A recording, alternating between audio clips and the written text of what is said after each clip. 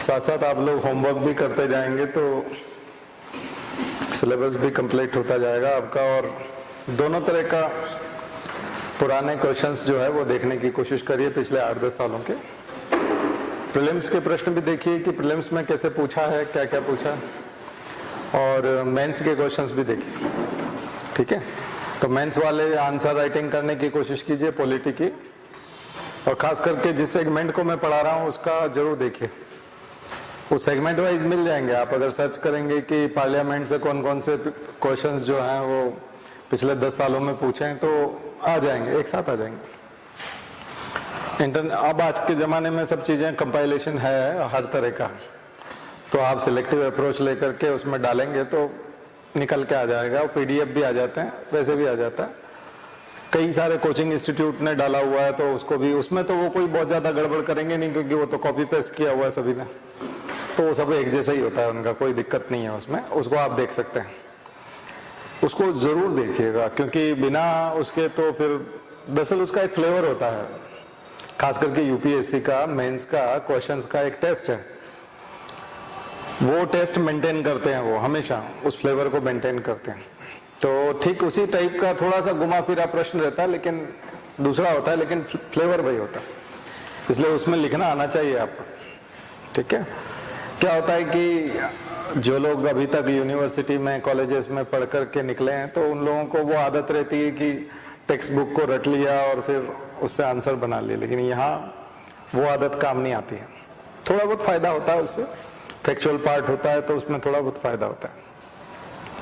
तो पार्लियामेंट का हमने बेसिक जो है कल आपको बताने की, एक जगह मेरे से थोड़ा गलती बोलने में आ गया था कि मैंने कहा था कास्टिंग वोट केवल स्पीकर करेगा, चेयरमैन नहीं करेगा। कास्टिंग वोट चेयरमैन भी करेगा, राज्यसभा का चेयरमैन भी कास्टिंग वोट करेगा, बट चेयरमैन के अगेंस्ट, यानी कि अगर चेयरमैन के अगेंस्ट अगर कोई ऐसी कार्रवाई है उसको हटाने वाली, रिमूवल की अगर प्रोसेस चल रही है, तब वो न तो चूंकि मेंबर नहीं होता, उपराष्ट्रपति जो होता है वो राज्यसभा का मेंबर नहीं होता, इसलिए न तो वो सदन की कार्रवाई में भाग ले सकता है, ना ही वोटिंग में पार्टिसिपेट कर सकता है, बट कास्टिंग वोट कर सकता है।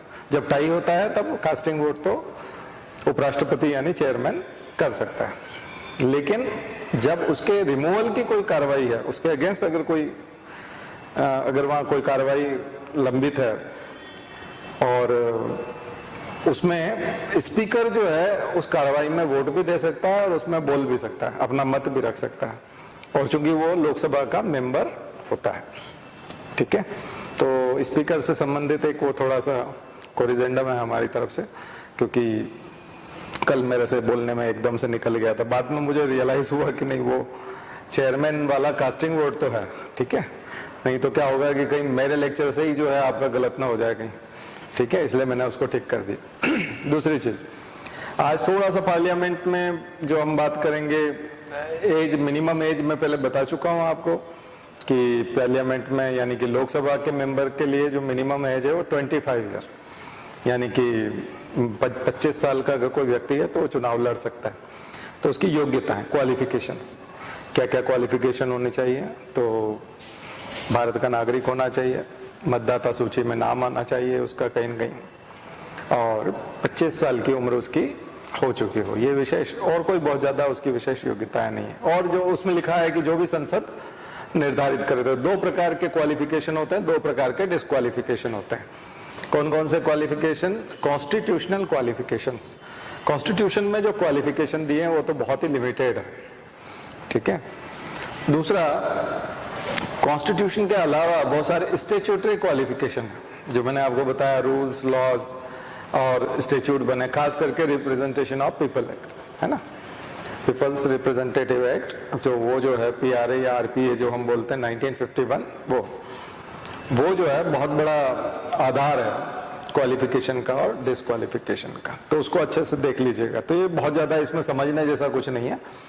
ठीक है, और राज्यसभा के लिए 30 साल की उम्र मानी गई है, यानी मिनिमम एज जो है राज्यसभा के लिए 30 साल का होना चाहिए राज्यसभा में जाने के लिए। और जबकि हम लोग इधर लोकल बॉडीज के इलेक्शन में आते हैं तो यहाँ पर 21 साल का व्यक्ति चुनाव लड़ सकता है। ठीक है, लोकल बॉडीज में 21 साल का। और वोटर की एज क्या हो गई? एडल्ट फ्रेंचाइज हम लोगों ने बताया था, यूनिवर्सल एडल्ट फ्रेंचाइज 18, तो 18 इसके लिए है। उपराष्ट्रपति राष्ट्रपति के लिए 35 है। ठीक है, तो एक तो मिनिमम एज जो है सबका एक चार्ट बना लीजिए और उसको पक्का कर लीजिए, उससे संबंधित कोई जो है वो गलती नहीं होना चाहिए। ठीक है, अब बार बार आता है सैलरीज का और पेंशन का और इसका, तो कॉन्स्टिट्यूशन जो है मेंबर ऑफ पार्लियामेंट के लिए, राज्यसभा और लोकसभा के सदस्यों के लिए, कॉन्स्टिट्यूशन कभी कोई सैलरीज की और पेंशन की और उस तरह की स्पष्ट कोई बात नहीं करता है। ये अलग से कानून बना है, इसका स्टैट्यूटरी लॉ है और खुद संसद ने इसके लिए एक लॉ बनाया और वो पेंशन लॉ। ठीक है, salaries, allowances and pension law, उसके तहत इनको सैलरीज और उसी में अमेंडमेंट होते रहते हैं और उसमें सैलरीज को बढ़ाते रहते हैं। ठीक है, कॉन्स्टिट्यूशन में मेंशन है सैलरीज लाइक स्पीकर के बारे में बताया गया है, प्रेसिडेंट के बारे में बताया गया है, वाइस प्रेसिडेंट के बारे में बताया गया है, चीफ जस्टिस ऑफ इंडिया के बारे में बताया गया है, और जजेस जितने भी सुप्रीम कोर्ट के हैं उनके बारे में बताया गया है। उनको कंसोलिडेटेड फंड ऑफ इंडिया पे चार्ज होगा। ठीक है, जो है भारत की संचित निधि पर वो भारित होंगे। हिंदी में भारित बोलते हैं, इंग्लिश में हम लोग चार्ज लिखते हैं, charge on consolidated fund of India. तो charge on consolidated fund of India क्या होता है, खास करके उसमें भी जो है थोड़ा, हम जब मनी बिल, फाइनेंस बिल पर जाएंगे अभी नेक्स्ट वीक के क्लास जो रहेगी वो संडे को होगी। सैटरडे को दरअसल मैं रक्षाबंधन पे जाऊंगा तो लौट के नहीं आ पाऊंगा, थोड़ा रात को 7-8 बज जाएंगे जब तक मैं लौट के आऊंगा, तो उस दिन क्लास नहीं हो पाएगी सैटरडे को। तो संडे को मिलेंगे हम लोग, अगली क्लास जो होगी वो भी मैं अभी बता दूं, भूल जाऊंगा, तो संडे को होगी। जब हम मिलेंगे तब हम मनी बिल, फाइनेंस बिल और तमाम प्रकार के मोशंस और रिजोल्यूशंस और उन सब की बात करेंगे। संसद को बहुत अच्छे से समझेंगे और बहुत अच्छे से क्लियर करेंगे, लेकिन साथ साथ होमवर्क आप करते जाइए। ठीक है, तो वो जो मैं बात कर रहा था कंसोलिडेटेड फंड ऑफ इंडिया पर जो है ये इसलिए आता है क्योंकि संसद के पास एप्रोप्रिएशन बिल लेकर के हर बार जाना पड़ता है। किसी भी प्रकार का अगर आप कंसोलिडेटेड फंड ऑफ इंडिया से खर्चा करते हो तो एप्रोप्रिएशन बिल लेकर के हम लोगों को संसद के पास जाना पड़ता है और पार्लियामेंट से परमिशन लेना पड़ती है। तो वो चार्ज ऑन CFI लिखा है, तो उसका मतलब ये है कि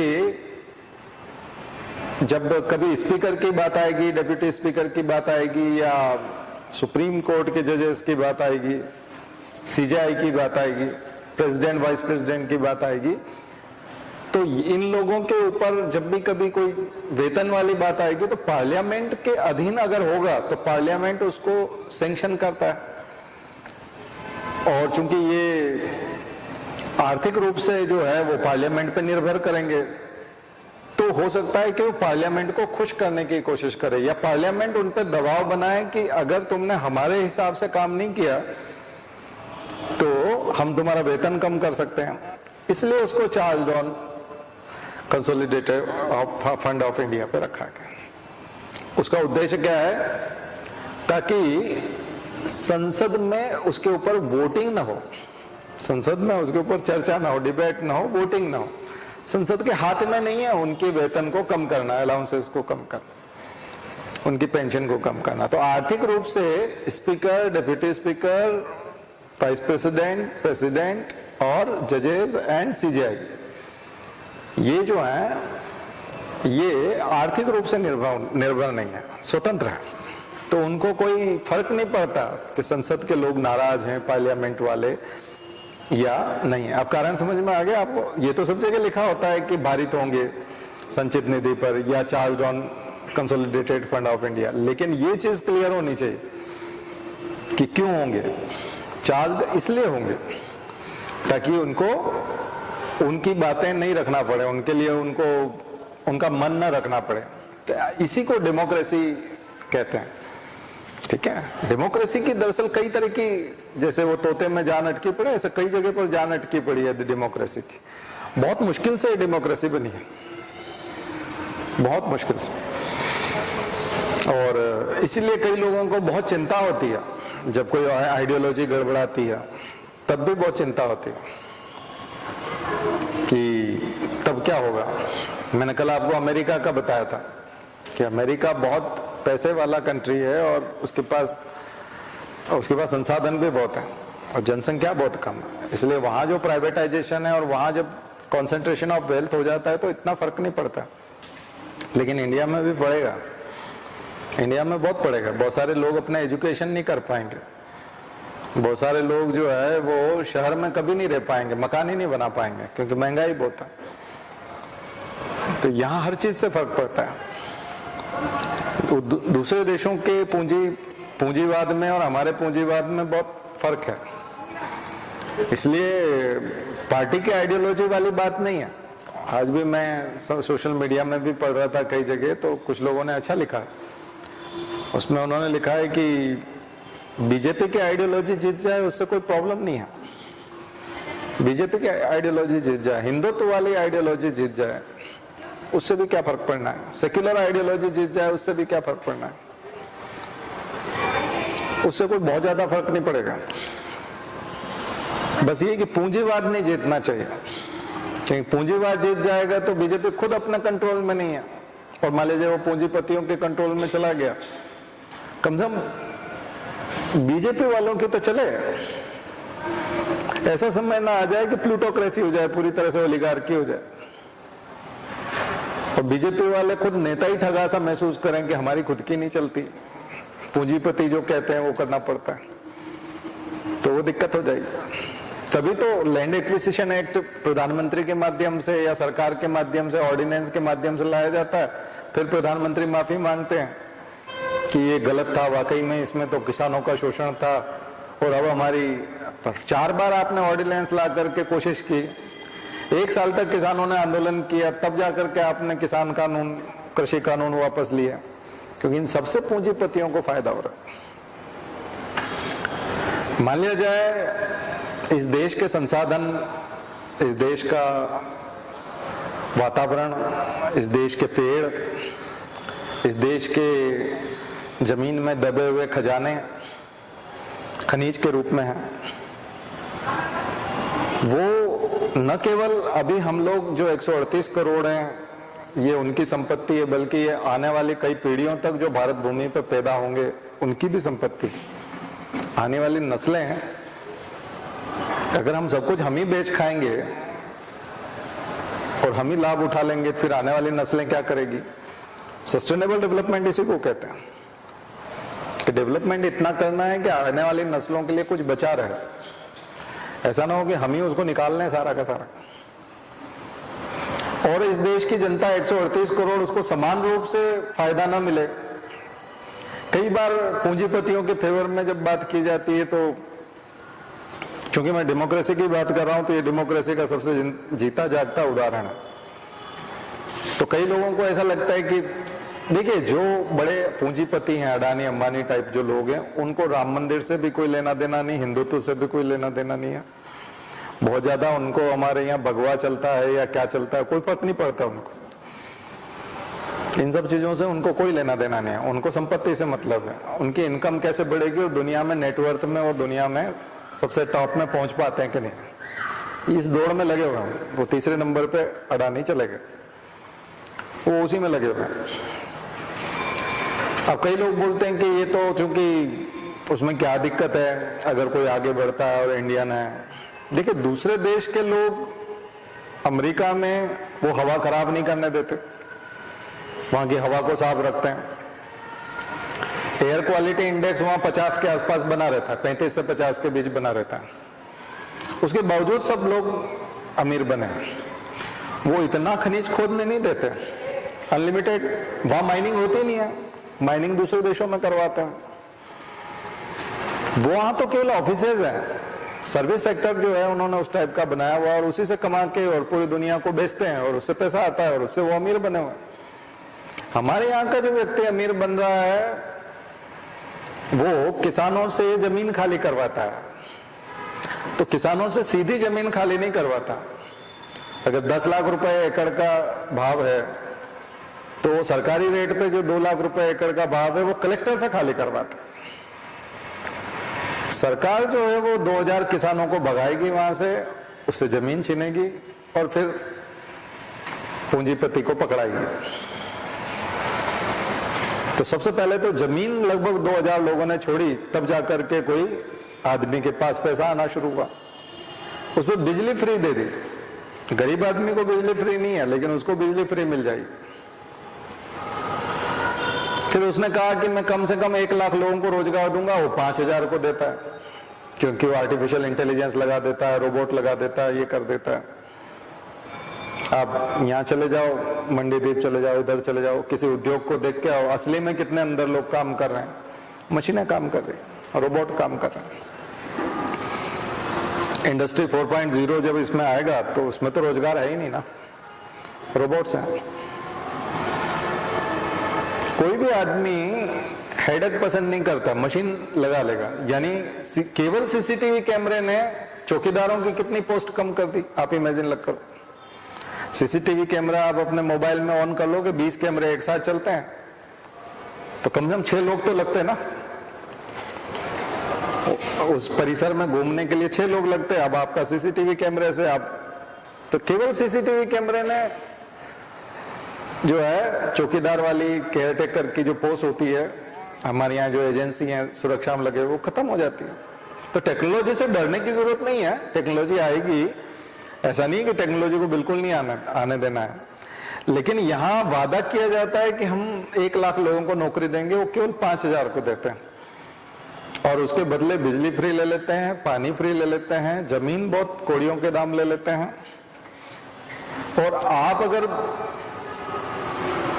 2 लाख रुपए का लोन लेने जाओगे तो आपको लोन नहीं मिलेगा, बैंक वाला चक्कर घुमा देगा आपको और तरह तरह के कोलेटरल मांगे जाएंगे आपसे।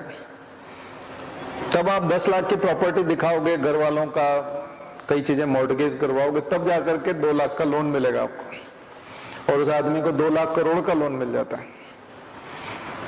2 लाख करोड़ का लोन दे देते हैं, जमीन दे देते हैं, बिजली दे देते हैं। वो बोलता है मैं 1 लाख लोगों को रोजगार दूंगा, 5000 को देता है। उसके बदले इतना कुछ दिया जाता है, उसके बदले आप खराब हवा में सांस लेते हैं, उसके बदले मिनरल्स आपके चले गए, पेड़ बहुत सारे काट दिए गए। पेड़ों के बदले वो बोलते हैं कि नहीं, अगर ये पेड़ अगर आप काट रहे हैं, अभी नया वाला जो 2022 में, अभी जून 2022 में मोदी सरकार जो पर्यावरण वाला लेके आई, फॉरेस्ट राइट एक्ट और वो सारा, उसमें जो संशोधन किए उसमें उन्होंने साफ साफ ये बोल दिया है कि जो एडवाइजरी कमेटी है, फॉरेस्ट एडवाइजरी कमेटी FAC, उसका अप्रूवल आता रहेगा, आप अपनी कार्रवाई शुरू करो। आप उसमें केवल आवेदन भर कर दो, इतने में आपको एलोकेशन हो जाएगा और आप अपनी फैक्ट्री का काम शुरू कर सकते हैं। ऐसी बहुत सारी चीजों के जो पेच है वो उन्होंने छूट दे दी। अब हम सब लगे हुए हैं कि तो क्या कांग्रेस कर लेगी? नहीं, कांग्रेस तो बची नहीं है, विपक्षी पार्टी बची नहीं है, पार्टी तो अब एक ही है। राज्यों में चले जाओगे तो भी वही बची है। अभी मैं बहुत अच्छा पढ़ रहा था कि उसने बहुत अच्छा लिखा कि क्या कोई दूसरी पार्टी आ जाए? नहीं, दूसरी पार्टी आ नहीं सकती। तो वो ये प्रार्थना कर रहा था कि बीजेपी बच जाए बस। वो उसमें बोल रहा था कि हमें दूसरी पार्टी भी नहीं चाहिए और बीजेपी इस स्थिति में बच जाए कि हम वोट दें और वो जीत जाए। ऐसा ना हो कि वोट हम दें और जीते कोई तीसरा, हम दें वोट उसको और एंजॉय कोई तीसरा करे। ऐसा नहीं होना चाहिए। उसका डर बिल्कुल अलग टाइप का डर है। हम बीजेपी को वोट दे रहे हैं आइडियोलॉजी के तौर पे, क्योंकि हमको उसकी आइडियोलॉजी पसंद है, विचारधारा पसंद है। लेकिन बीजेपी के पास क्या वो विचारधारा है अपनी, जिसके लिए वोट दिए जा रहे हैं? वो विचारधारा उसके पास है क्या? क्या उसके नेताओं को, उनको विश्वास है कि वो विचारधारा जिंदा है, कि वो भी हवा हो गई है, कि वहां दूसरे लोग आके बैठ गए, मीडिया पे भी कब्जा है? अब देखिए, आप कहोगे कि तो बीजेपी का विरोध वाली बात करो। नहीं, विरोध वाली तो बात ही नहीं है, सामने तो कोई है ही नहीं, इसलिए विरोध तो अब हो ही नहीं सकता। अब विरोध का तो कोई मतलब भी नहीं रहा। क्योंकि वो तो एक तरह से अमर हो गई है और वो ऐसी स्थिति में पहुंच गई है कि अब उसका कोई कुछ नहीं बिगाड़ सकता। और कोई एक आदमी के भाषण से, एक आदमी की क्लास से कोई जमाना बदलेगा नहीं, उससे कुछ नहीं होना जाना। बात तो ये है कि क्या बीजेपी है, ये केवल मुखौटा है, कुछ पीछे कोई दूसरी ताकत है। क्योंकि जिस तरह से राइज हुआ वो बिना पैसे के नहीं हो सकता था, तो पैसा तो इन्वेस्ट किया लोगों ने, तो क्या उन्हीं के लिए काम हो रहा है? ऑल्टरनेट तो है नहीं उसका। वन पार्टी सिस्टम ही मान लो, कई सारी पार्टियां जो रीजनल पार्टियां हैं वो पूरा खत्म हो जाएंगे, वाकई में खत्म हो जाएंगे, पार्टियां सारी खत्म हो जाएंगी। केवल कांग्रेस मुक्त भारत नहीं रहेगा, विपक्ष मुक्त भारत हो जाएगा। विपक्ष बचेगा ही नहीं, अभी भी नहीं है, बहुत ज्यादा नहीं है, धीरे धीरे विपक्ष भी पूरा खत्म हो जाएगा, यानी China type one party system जैसा हो जाएगा। लेकिन डेमोक्रेसी में तो ऑप्शन चाहिए होता है, और ऑप्शन तो है नहीं। तो अब ये प्रार्थना की जाए कि जो पार्टी जिस आइडियोलॉजी को लेके चली थी, जिस कमिटमेंट को लेके चली थी, वही बना रहे कम से कम। आपके जो सूत्र हैं और आपके जो सिद्धांत हैं वो बने रहे, कम से कम वो तो बने रहे। उसमें तो विरोधी की भी जगह है, उसमें तो सबकी जगह है। तो जो पार्टी जो सिद्धांत लेके चली थी उसमें तो आपके यहाँ मुसलमान भी मंत्री बनते थे। ऐसा नहीं कि बीजेपी में मुसलमान मंत्री नहीं होते थे ना पहले मंत्री। शाहनवाज हुसैन भी थे, मुख्तार अब्बास नकवी थे, तो मिनिस्टर होते थे। अब तो दोनों ही चले गए, दोनों ही नहीं। अब बीजेपी में कोई मुसलमान मंत्री नहीं है, ठीक है। लेकिन अल्पसंख्यक हम कुछ और दूसरे माने तो कम से कम शेड्यूल ट्राइब की महिला जो है वो राष्ट्रपति बनी हुई है, और पहले इससे पहले शेड्यूल कास्ट वाला था, और उससे पहले मुसलमान भी राष्ट्रपति थे, अब्दुल कलाम। ये सब बीजेपी के समय में ही हुआ। तो इसका मतलब आइडियोलॉजी तो सेक्युलर ही है। अगर सेक्युलर नहीं होती तो इतनी सारी चीजें नहीं होती, ठीक है। बस वो सेक्युलर बोलती नहीं है बीजेपी अपने आप को, और वो बोलती है कि हम हिंदुत्व की विचारधारा वाली बात करते हैं, बाकी काम तो उसके सेक्युलर ही है।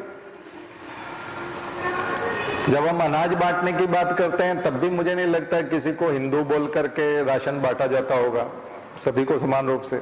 वैक्सीन जब बांटी गई तो ऐसा तो था नहीं कि मुसलमान को वैक्सीन नहीं लगाएंगे या SC/ST को नहीं लगाएंगे, वो भी समान रूप से। तो बहुत सारे ऐसे कार्यक्रम हैं जिससे लगता नहीं है कि वो कम्युनल है। बट ये आइडियोलॉजी बची रहेगी। अच्छा चलो ठीक है, वैक्सीन के मामले में हो सकता बची रहे, बाकी कुछ मामलों में बची रहे, लेकिन धन के वितरण के और संसाधनों के वितरण के संबंध में, distribution of resources, natural resources और दूसरे, ऐसे में क्या होगा? क्या रिसोर्सेज कुछ लोगों के पास, 2 या 4 लोगों के पास सारे चले जाएंगे, 100 लोगों के पास चले जाएंगे, या फिर ये उन लोगों तक पहुंचेंगे, समान रूप से पहुंचेंगे? जो सबका साथ और सबका विकास बोला, तो सबका विकास होगा कि नहीं होगा? बस ये बचा रहे तो उसके बाद पार्टी कोई भी, उस फर्क क्या पड़ना है? कोई फर्क नहीं पड़ना, कोई भी सत्ता चलाए, सबका विकास होना चाहिए।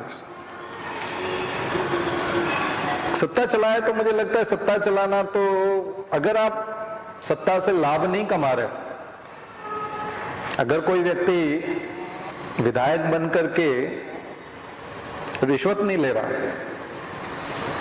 और अनाप शनाप पैसा नहीं छाप रहा है, तो मुझे लगता है कि 1-1.5 लाख रुपया उसको जो सैलरी मिलती है, और उस तरह से वो बहुत महंगा काम, क्योंकि उसके यहाँ लोग, कई बार लोग सुबह 6-7 बजे जमा होना शुरू हो जाते हैं, देर रात तक 8-10 बजे तक उसको लोग परेशान करते रहते हैं, तुम हमारे विधायक हो, ऐसा करो वैसा करो। सांसद के यहाँ पे भी जान खाने वाले लोग बहुत होते हैं कि हमारा ये नहीं हुआ, इसके लिए उसको फोन कर दो, इसके लिए उसको फोन कर दो। अगर आप अपने संसदीय क्षेत्र में हो तो टेरिटोरियल कॉन्स्टिट्यूएंसी जो हम लोग बात करते हैं, उसमें अगर आप हो वहां पर, तो फिर वहां पर उस क्षेत्र में आपको बहुत लोगों से मिलना पड़ता है दिन भर में। ऐसे में 1-1.5 लाख रुपया, कई बार उसका खर्चा भी बहुत हो जाता है। उसके यहाँ चाय बनती रहती है, कई लोग आके चाय पीते रहते हैं दिन भर, कोई न कोई अपेक्षा लेके आता है, तो कई बार सांसद और विधायक को थोड़े आर्थिक मदद भी करनी पड़ जाती है उसको, तो ऐसे में तो 1.5 लाख रुपया उसको कोई बहुत ज्यादा फायदेमंद नहीं है। ये तो सेवा का काम है, और अगर ये वाकई में हो रहा है तो ये कोई भी करे, कांग्रेस वाला करे चाहे बीजेपी वाला करे, फर्क क्या पड़ना है। आपको तो एक तरह से हमाली करनी है, तो हमाली तो कोई भी करे। अब जैसे इलेक्शन हो, जैसे आपको कोई काम बताया जा रहा है, आपने देखा होगा स्कूल कॉलेज में हम लोग जब चुनाव लड़ते हैं तो वहां तो कोई सैलरी नहीं होती। स्कूल कॉलेज में जो पॉलिटिक्स होती है उसमें प्रेसिडेंट बनता है कि स्कूल का प्रेसिडेंट है, कॉलेज का प्रेसिडेंट है, ये यूनिवर्सिटी का प्रेसिडेंट है, तो वहां तो कोई सैलरी नहीं होती।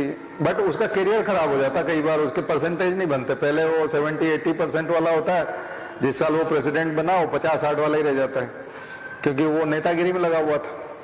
तमाम लोग उसको परेशान करते थे। तो निजी तौर पे तो मुझे लगता है कि नेतागिरी करना जो है वो नुकसानदायक है। अगर आप करप्शन नहीं करते हैं तो फिर आप सेवा के लिए उतरे हुए हैं। ऐसे में तो कोई भी पार्टी करे कोई फर्क नहीं पड़ता, और किसी पार्टी को फर्क पड़ना भी नहीं चाहिए अगर काम ठीक ठीक हो रहा है तो। अगर काम ठीक हो रहा है तो तुम उतावले क्यों भाई सेवा करने के लिए? ये सेवा कर रहे हैं ना, आखिर आपको कुछ न कुछ मेवा मिल रहा होगा, कुछ न कुछ फायदा हो रहा होगा, इसीलिए तो आप सेवा करना चाहते हो। तो डेमोक्रेसी के हिसाब से यदि आप भले का काम करना चाहते हो और भलाई का काम, इसलिए जिन देशों में दिवाला निकल जाता है और बहुत ज्यादा कर्जा होता है, उस देश का राष्ट्रपति भी कोई नहीं बनना चाहता, पूरा ढिंडोरा पीटा जाता है। जिसको राष्ट्रपति बनना है वो आ जाए तो वो बोलता है बहुत ज्यादा कर्जा है कंट्री पे, तो कोई भी प्रेसिडेंट नहीं बनना चाहता, कोई भी नेतागिरी नहीं करना चाहता। तो यहां से आप थोड़ा सा डेमोक्रेसी का मतलब समझ सकते हैं। तो अगर काम ठीक से चल रहा है, काम गलत नहीं हो रहा है, तो फिर नेतागिरी कोई भी करे, क्या फर्क पड़ना है। हाँ, लेकिन यदि बहुत ज्यादा माल बनाया जा रहा है, बहुत पैसा कमाया जा रहा है नेतागिरी में जाके, तो डेफिनेटली उसको नेता नहीं होना चाहिए, एक चीज। या फिर उसको नेतागिरी करना आता नहीं है, देश में जो होना चाहिए वैसा नहीं हो पा रहा है, तब भी उसको नहीं होना चाहिए। जैसा होना चाहिए वैसा नहीं हो रहा है, कॉन्स्टिट्यूशन जैसा चाहता था वैसा नहीं हो रहा है, तो फिर आपको नेतागिरी से बचना चाहिए और उन लोगों को नेता बनाना चाहिए जो कॉन्स्टिट्यूशन के हिसाब से देश को चला सके। क्लियर हो गया? तो कल मैंने जो पार्लियामेंट्री सिस्टम आपको थ्योरेटिकल बताया था, आज उसका पूरा प्रैक्टिकल पार्ट बता दिया। उसमें किसी का विरोध और समर्थन करने जैसी कोई बात नहीं है, क्योंकि आपने जिस तरह का समर्थन लिया है और जिन लोगों का समर्थन लिया है वो बहुत ही पावरफुल है, और सब कुछ वो अपने हिसाब से नैरेटिव बनाने का मादा रखते हैं, और उन्होंने बना लिया है। मीडिया उनके पास है, सब कुछ कब्जे में, और जनता का पूरा जनमानस जो है वो आंदोलित है और वो फेवर में है। तो मुश्किल है कि किसी दूसरे को संभावना मिलेगी नहीं, और चूंकि दूसरी पार्टियों ने खुलकर उनका विरोध किया है तो वो उसको सपोर्ट बिल्कुल नहीं करेंगे, तो उनको सपोर्ट कभी मिल ही नहीं सकता, तो उसमें संभावना भी नहीं है। लेकिन इसमें नुकसान ये है, जो किसकी किताब, युवाल नोआल हरारी वाली किताब या उसकी इनइक्वालिटी वाली, किसकी बुक सजेस्ट की थी हमने? नोआल हरारी की या उसकी? नहीं थी, वो कौन सी थी? इनइक्वालिटी वाली, इनकम इनइक्वालिटी। नाम बताओ। अरे Thomas Piketty, yes, Thomas Piketty. नहीं तो विकिपीडिया पढ़ लो, कम से कम विकिपीडिया में थॉमस पिकेटी पढ़िए। थॉमस पिकेटी या थॉमस पिकेटी सर्च कीजिए और फिर बुक देखिए उसकी, और उसकी बुक खरीद सकें और पढ़ सकें तो बहुत जरूरी है। हम लोग थोड़ा किताब पढ़ने से परहेज करते हैं, है ना, जबकि दिल्ली के और साउथ इंडिया के लोग जो है दोनों किताबें बहुत पढ़ते हैं। साउथ इंडिया में किताबें पढ़ने का बहुत शौक है, और दिल्ली में भी किताबें पढ़ने का बहुत शौक है, इसलिए सिविल सर्विसेज में सबसे ज्यादा सक्सेस रेट वहीं से, सबसे ज्यादा लोग सक्सेस वहीं से होते हैं। आज से 20 साल पहले इलाहाबाद और पटना से भी बहुत लोग होते थे, क्योंकि उसमें किताबों का रोल नहीं था, टेक्स्ट बुक का रोल था। तो यहाँ टेक्स्ट बुक्स और कोचिंग और ये बहुत थी, तो यहाँ सिलेक्शन बहुत हो जाते थे। पिछले 20 सालों में किताबों का ट्रेंड आया, खास करके आफ्टर 2000 के बाद किताबों का बहुत ही बड़ा रोल है, ध्यान रखिए। किताबें आपका निर्माण करती है, व्यक्तित्व बनाती है, तो आंसर राइटिंग वहां से बहुत अच्छे से होगी। ये उसी का सार बता रहा हूं। इसके और इनके जो आर्टिकल होते हैं वो इनसे इन्फ्लुएंस्ड होते हैं। उन्होंने वो किताबें पढ़ रखी, जो भी आर्टिकल लिखते हैं उन सब ने वो बुक्स पढ़ रखा है, तो वहीं से आता है, इसलिए उसको देखिए। ठीक है, तो इनइक्वालिटी वाली बहुत बड़ी प्रॉब्लम। तो आप इंक्लूसिव ग्रोथ कर रहे हैं या एक्सक्लूसिव ग्रोथ कर रहे हैं? गिने चुने एक्सक्लूसिव 2 या 3 लोगों की ग्रोथ पे ध्यान है आपका। इसलिए पिछले 20 सालों की ग्रोथ को, उसमें कांग्रेस भी शामिल है, कांग्रेस भी शामिल है, बीजेपी नहीं, कांग्रेस भी, जॉबलेस ग्रोथ कहा जाता है। रोजगार विहीन विकास। रोजगार नहीं मिला है, विकास हो गया। तो विकास किसका हो गया है? करोड़ों रुपए जीडीपी में शामिल हुए हैं। भारत की जीडीपी में करोड़ों रुपए आ गए, लेकिन उन करोड़ों रुपए का 99% या 95% हिस्सा केवल 2 या 4 लोगों के पास पहुंच गया। केवल 5% हिस्सा समाज में वितरित हुआ। तो इनइक्वालिटी बढ़ गई, असमानता बढ़ गई। तो आय असमानता जब बढ़ती है तो फिर परचेसिंग पावर कम होता है, मिडिल क्लास श्रिंक होता है। अभी बताया गया था पेंडेमिक में कितना मिडिल क्लास श्रिंक हुआ, 1.5 करोड़ लोग बाहर हो गए मिडिल क्लास से, बल्कि ज्यादा, शायद 1.5 से 4.5 करोड़। दुनिया भर में हुआ है, केवल भारत में नहीं। मिडिल क्लास किसको कहते थे? जिसके पास एक खुद का घर है, जिसके बच्चे अच्छे स्कूल में पढ़ते हैं, जो बीमार होने पे अस्पताल में, प्राइवेट अस्पताल में अपना इलाज करा पाते हैं, जिनको छुट्टी मिलती है, जिनको त्योहार मनाने की छुट्टी मिलती है, जिनके घर में अगर कोई फंक्शन होता है, शादी होती है, कुछ होता है, तो वो छुट्टी मना पाते हैं। साल में एक बार घूमने के लिए बाहर जाते हैं। खुद का अपना ट्रांसपोर्टेशन है उनका, चाहे स्कूटी हो चाहे कार हो, लेकिन छोटा मोटा खुद का कुछ है। ऐसे लोगों को मिडिल क्लास कहा जाता है। कुछ परिभाषा समझ में आई? कैसे लोग? अब इस देश में लगभग 3 से 4 करोड़ लोग जो आज से 3 साल पहले, 4 साल पहले ऐसा कर सकते थे, अभी नहीं कर पा रहे। तो ये तो दुर्भाग्य की स्थिति है। और ऐसे समय में अमीरी और बढ़ गई, यानी जिनके पास कुछ 1000 करोड़ थे, अब उनके पास कुछ लाख करोड़ है। तो ये तो और खतरनाक स्थिति हो गई। और ऐसे लोगों की, सैकड़ों करोड़ वाले लोग जो थे वो 1000 करोड़ में पहुंच रहे हैं। कुछ 10-15 करोड़ थे, वो उनके पास 100-200 करोड़ हो गए। और जो मिडिल क्लास में थे वो लोअर मिडिल क्लास में पहुंच गए, lower middle class lower class में पहुंच गए। तो ये स्थिति तो बहुत खतरनाक, क्योंकि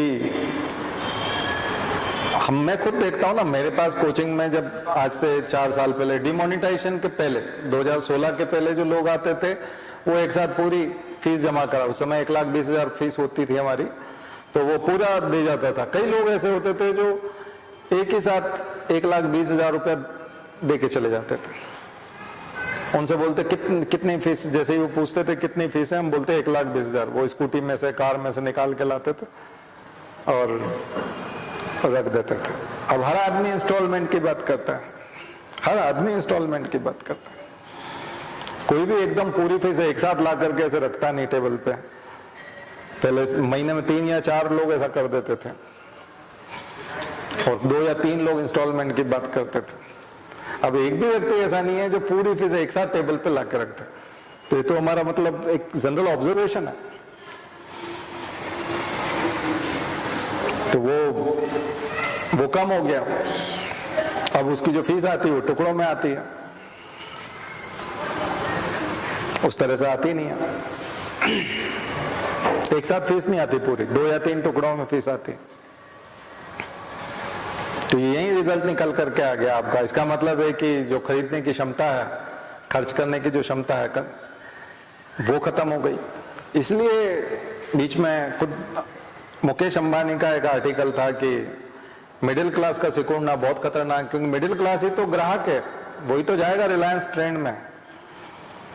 एकदम लोअर क्लास कैसे जाएगा? रिलायंस ट्रेंड में कौन पहुंचेगा? रिलायंस के जो शोरूम है उनमें जाएगा कौन?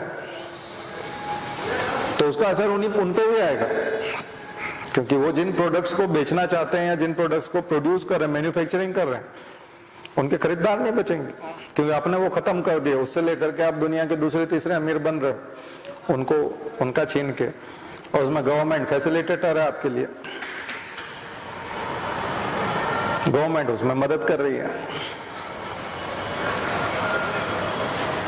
तो इसलिए वो जो पूरा ये मैंने करंट अफेयर्स में जो भी कुछ चल रहा है तो उसको पढ़िएगा। थॉमस पिकेटी ये पूरी दुनिया का बता रहा है, इनकम इनइक्वालिटी। अमेरिका में भी बहुत तेजी से बढ़ा, लेकिन अमेरिका में अभी वो दूसरा जो वर्ग है, जो गरीबी जिसको बोल सकते हैं या पॉवर्टी के आसपास है, वो अभी भी कई सारे डॉलर हैं उसके पास, अभी भी प्रॉब्लम नहीं है उसको। तो फिर डेमोक्रेसी का उद्देश्य क्या था? डेमोक्रेसी का उद्देश्य केवल सरकार बनाना है या सरकार के द्वारा कल्याण करवाना है? वेलफेयरिज्म, कल्याणकारी होना चाहिए गवर्नमेंट, ठीक है। तो इसलिए डेमोक्रेसी के लिए ये बात आती है। तो मेंबर ऑफ पार्लियामेंट जो हम चुनते हैं तो हमारे ऐसे लोग होते हैं। डिस्क्वालिफिकेशन पे आइए जरा। डिस्क्वालिफिकेशन में सबसे बड़ा तो है ऑफिस ऑफ प्रॉफिट, क्योंकि बाकी तो जनरल है कि वो दिवालिया हो गया है, अगर वो पूरी तरह से इंसॉल्वेंट है और उसके पास पैसा नहीं है बैंक में जमा करना, और रीपेमेंट का कोई पैसा नहीं, लोन उसने लिया और एनपीए हो गया, इस प्रकार का है, और दिवाला निकल गया उसका, तो ऐसे आदमी भी अयोग्य हो जाएंगे। और ऐसे व्यक्ति जो पागल हैं, दिमाग ठीक नहीं है जिनका, ठीक है, अनसाउंड माइंड, तो वो लोग जो हैं वो भी उसका पार्ट नहीं होंगे। ऐसे लोगों को भी संसद में बिठाने से कोई मतलब नहीं। और फिर आता है एंटी डिफेक्शन, दल बदल, 10th शेड्यूल। ये ओरिजिनल कॉन्स्टिट्यूशन में नहीं था, बाद में जोड़ा गया। 52nd अमेंडमेंट 1985, 52वां संविधान संशोधन 1985, 10th शेड्यूल इंट्रोड्यूस हुआ, 10वां शेड्यूल, और एंटी डिफेक्शन लॉ लाया गया, ठीक है। तो एंटी डिफेक्शन लॉ के माध्यम से भी क्या करते हैं, आपको बेदखल किया जा सकता है। ऑफिस ऑफ प्रॉफिट से भी कर सकते हैं। लाभ के पद पे, अगर कोई व्यक्ति लाभ के पद पे बैठा है, तो इन दोनों चीजों को समझ लीजिएगा, ये दोनों बहुत चर्चा में रहती है, साल भर चर्चा में रहती है, ऑफिस ऑफ प्रॉफिट और एंटी डिफेक्शन। एंटी डिफेक्शन का मुद्दा आप शिवसेना में देख ही रहे हैं कि उसको एंटी डिफेक्शन माना जाएगा कि नहीं माना जाएगा, क्योंकि सुप्रीम कोर्ट ने कहा है कि कुछ लोग वहां चले गए तो पार्टी थोड़ी चली गई। 50 लोग, 40 लोग, 46 लोग, जितने भी थे, वो अगर किसी व्यक्ति के साथ चले गए तो पार्टी थोड़ी चलेगी। अभी जैसे आप बीजेपी की बात जब करते हैं, मान लीजिए, या कांग्रेस की बात करें, तो मध्य प्रदेश में तो उन्होंने क्या किया है कि सबसे पहले इस्तीफा दे दिया, एमएलए से भी इस्तीफा दे दिया और कांग्रेस से भी इस्तीफा दे दिया। तो अब तो वो तो फ्री हो गए, एंटी डिफेक्शन वाला मामला ही नहीं रहा। बोले हम तो अब मेंबर ही नहीं है, हम तो रिजाइन दे दिया। अब उन्होंने बीजेपी ज्वाइन कर ली। मध्य प्रदेश में जो हुआ था वो कैसा हुआ था, उन्होंने रिजाइन दे दिया था। रिजाइन दे करके उन्होंने कहा कि अब हम एमएलए ही नहीं है ना, हम तो एमएलए है ही नहीं, और हम तो कांग्रेस की प्राथमिक सदस्यता से भी इस्तीफा देते हैं, मतलब हम कांग्रेस ही भी नहीं है। अब कांग्रेस क्या बेदखल करेगी, या एंटी डिफेक्शन भी आप कैसे लागू करोगे, क्योंकि हम तो किसी पार्टी में, और अब हम एक सामान्य नागरिक हो गए जो फ्री हैं, अब हम बीजेपी ज्वाइन करते हैं। अब ऐसे में बीजेपी ज्वाइन करे, बीजेपी ने तुरंत जो है उनको मंत्री पद की शपथ दिला दी, तो 6 महीने के अंदर अंदर उनको चुनाव जीत करके मेंबर होना होगा। तो बीजेपी ने टिकट भी दिया, मंत्री भी बनाया, टिकट भी दिया, और अपने ही टिकट पे चुनाव लड़ा। तो जो लोग जीते वो मंत्री हैं, जो हार गए वो फिर निगम, कारपोरेशन और जो दूसरे जो और भी हैं उन सबके अध्यक्ष बना दिए उन्होंने। बीजेपी तो पार्टी जो होती है वो पार्टी एक बहुत बड़ी चीज होती है। पार्टी के पास एक दफ्तर होता है, सैकड़ों कार्यकर्ता होते हैं, पार्टी का एक अध्यक्ष होता है, सेक्रेटरी होता है, पार्टी इसके अलावा कई तरह के और लोकल जो अर्बन बॉडी और जो लोकल रूरल बॉडी होती हैं, तो उन रूरल और उनमें जो है अर्बन में भी बहुत सारे सरपंच होते हैं, कोई पार्षद होते हैं, कोई महापौर होते हैं। इसके अलावा पार्टी और भी कई तरह के व्यापारियों के चुनाव भी लड़ती है, व्यापारी संघ के चुनाव लड़ती है, कोऑपरेटिव के इलेक्शन लड़ती है, मंडी के इलेक्शन लड़ती है, उसमें पार्टी के बहुत सारे मेंबर्स होते हैं। इसके अलावा पार्टी के बहुत सारे डोनेशन करने वाले बहुत सारे मेंबर्स होते हैं, जो 1 करोड़ रुपया दान करने वाले, 10 लाख रुपया दान करने वाले, 1 लाख रुपया दान करने वाले, बहुत इंपॉर्टेंट लोग होते हैं। फिर किसान नेता होते हैं पार्टी में, मजदूर नेता होते हैं, फिर तमाम प्रकार के कर्मचारी होते हैं। वो कर्मचारी किसी न किसी पार्टी में विश्वास रखते हैं, तो वो भी एक पार्टी होती है। अब ऐसे में 30-40 लोग कहीं जाकर के इकट्ठा हो जाएं और दावा करें कि हम पार्टी हैं, तो एक आदमी तो पूरा दफ्तर लेके बैठा हुआ है ना। तो सुप्रीम कोर्ट ने उनको यही कहा, शिवसेना के जो वकील हैं उन्होंने जब बात रखी तो सुप्रीम कोर्ट ने यही कहा कि 40-50 लोग पार्टी कैसे, हालांकि वो पेंडिंग है, हुआ क्या उसका नहीं आया अभी, हाँ मंडे को, कल आएगा, हाँ कल का बोला है उन्होंने, मंडे का लेकिन उन्होंने कहा वो पार्टी कैसे हो जाएगी। तो ये एंटी डिफेक्शन का पार्ट होना चाहिए, लेकिन उन्होंने कहा नहीं, एंटी डिफेक्शन लॉ में तो इतना, लेकिन आपको मूल पार्टी का दर्जा कैसे देते हैं? आप सब इस्तीफा दो फिर, या नई पार्टी का गठन करो, नई पार्टी का गठन करो। तो एक तो कोई भी निर्दलीय व्यक्ति जो है एकदम से शुरू में वो कोई निर्दलीय चुनाव जीत के आया है इंडिपेंडेंट, और अगर वो पार्टी ज्वाइन कर लेगा तो डिस्क्वालीफाई हो जाएगा। अगर कोई नॉमिनेट हुआ है और शुरू में अगर उसने कर दिया है तो ठीक है, बाद में अगर 6 महीने बाद करता है तो डिस्क्वालीफाई हो जाएगा। तो डिस्क्वालिफिकेशन कई बेस पे होता है कि आप जिस चुनाव चिन्ह पे जीत के आए हैं आप उसके साथ ही नहीं हो। जनता ने जो विश्वास किया था वो चुनाव चिन्ह पे विश्वास, 50% से ज्यादा जनता, बल्कि 90% जनता चुनाव चिन्ह पे वोट देती है, न कि व्यक्ति पे। तो आप जिस पार्टी में जा रहे हो तो फिर उसी पार्टी से आपको चुनाव लड़ना था। अब आप एकदम से बाद में जाकर के पार्टी बदल रहे हो तो ये जनता के साथ एक प्रकार का विश्वासघात है। तो उसके बहुत सारे आधार हैं, उसको पढ़ लीजिएगा अच्छे से, एंटी डिफेक्शन वाले को। देश में बहुत सारे केसेस हैं, एसआर बोम्मई केस है, ये वाला केस है, शिवसेना वाला जो रिजल्ट आएगा ये भी एक माइलस्टोन बनेगा। ढेरों सुप्रीम कोर्ट के केसेस हैं जिनसे एंटी डिफेक्शन के, छत्तीसगढ़ में यहाँ मिल जाएगा आपको, ओडिशा वाला एक केस है, बिहार का केस है कि उन्होंने ज्वाइन कर लिया था तो क्या हुआ ऐसा। कर्नाटक वाला केस है, कर्नाटक में भी उन्होंने सबसे पहले रिजाइन दिया कांग्रेस से और उसके बाद उन्होंने फिर बीजेपी की सदस्यता ग्रहण की, फिर वो इलेक्शन में गए, बाई इलेक्शन हुआ और फिर 6 महीने के अंदर अंदर चुनाव आयोग वहां इलेक्शन करवाता है, फिर वो इलेक्शन में जीते और फिर वो मंत्री बने। तो ये जो तरीका है रिजाइन दे करके और फिर इलेक्शन में जाना, इसमें तो एंटी डिफेक्शन उस तरह से काम नहीं करता। लेकिन आपकी सदस्यता तो गई, लेकिन महाराष्ट्र में तो अभी सदस्यता बनी हुई है उनकी, वो सदस्य हैं। तो सुप्रीम कोर्ट ने कहा कि हमने तो सुनवाई का मौका दिया, आपने तो सरकार ही बना ली इस बीच में। हमने तो कहा थोड़े दिन बाद सुनते हैं, मतलब थोड़ा समय दे रहे हैं, तो समय सरकार बनाने के लिए थोड़ी दिया था।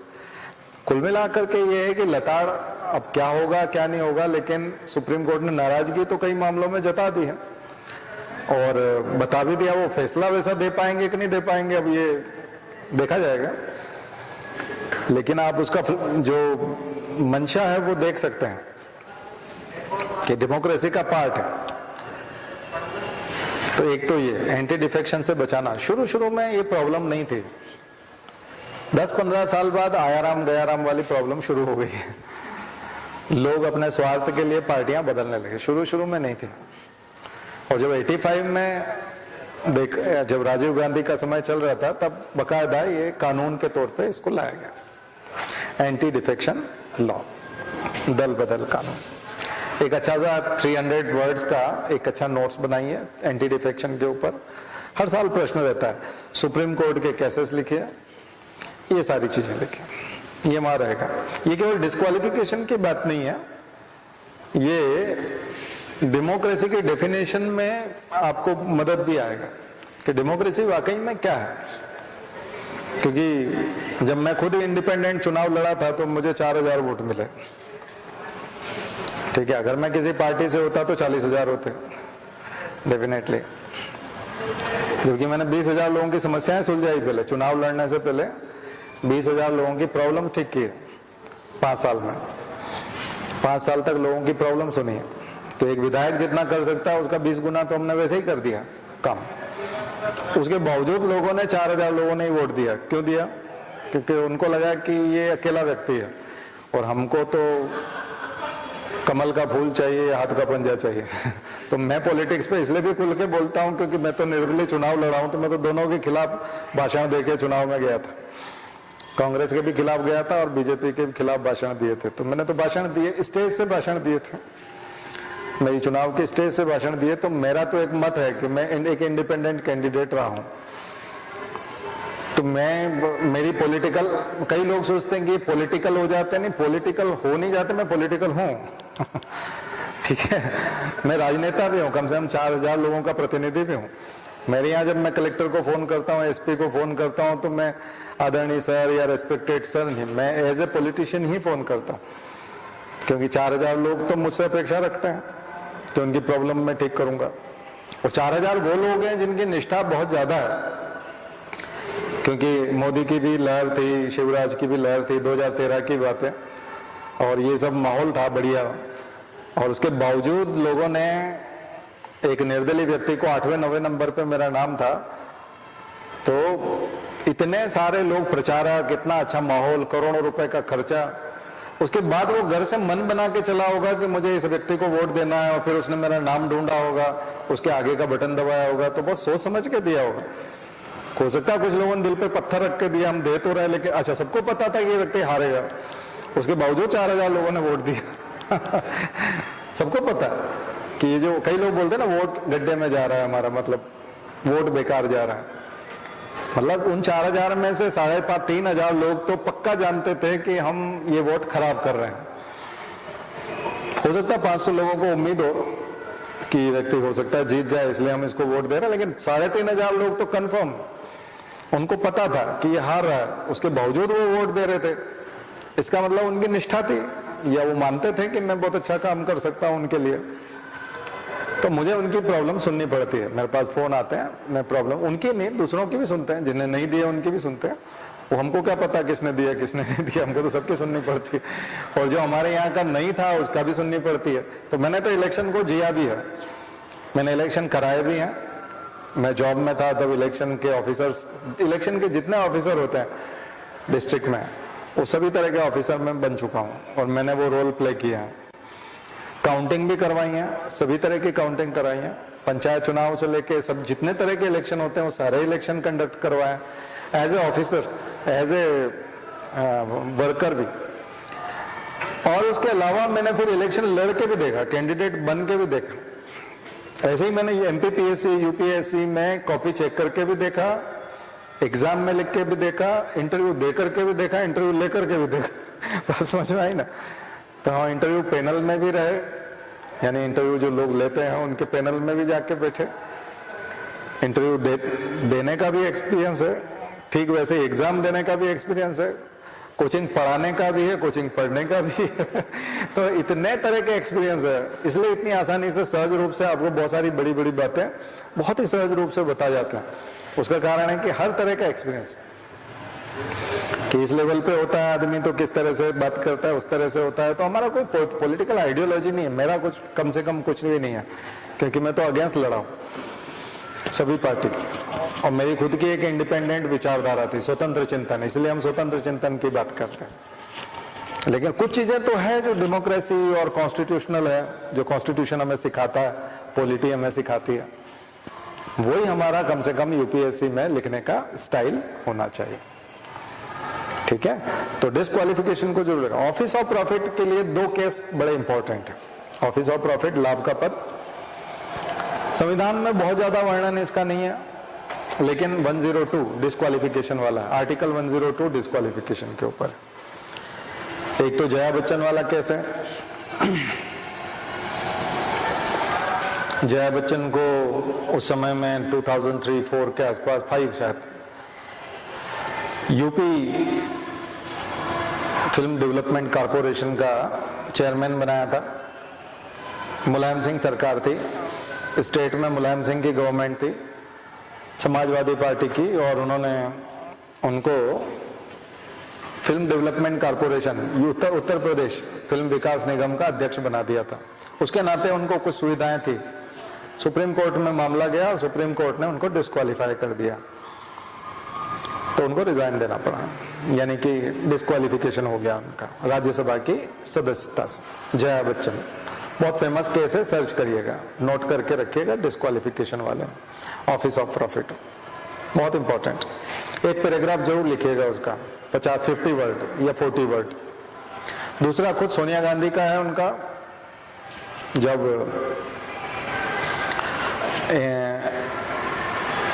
नेशनल एडवाइजरी वाली जो काउंसिल थी उसमें वो चेयरपर्सन बनी थी, जब वो खुद तो प्राइम मिनिस्टर बनी नहीं, मनमोहन सिंह को बनाया उन्होंने।